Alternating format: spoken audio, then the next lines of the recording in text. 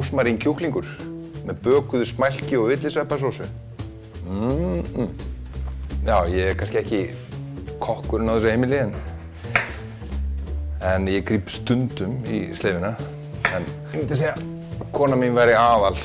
Ég næ yfirleitt ekki að elda undir klukkutíma en hún hins vegar svona kortersmanneskja sem hentar mjög vel þessu heimili. Það svona þegar pabbi eldar þá bara koma myndavélar, sko.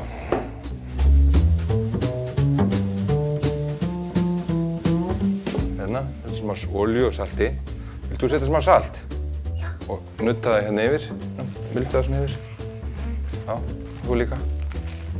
Já, þetta var lítið vel út. Viltu vera eitthvað fyrir þitt, Dali?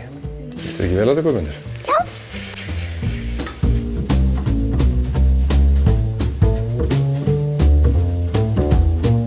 Eitt af því sem okkur hefur fundist frábært við Eldurrétt að við erum búin að vera með heimili í 12-13 ár og þá hefur við svona fest inn í svona einhverjum vana og hálfgerðum svona vítahring, svona 12-13 rétti sem bara við endurtökum og fórum hring eftir hring eftir hring.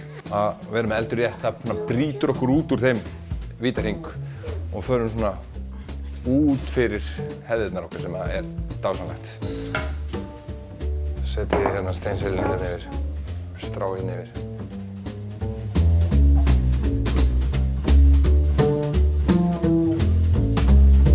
Vá, bara búið að borða þessum.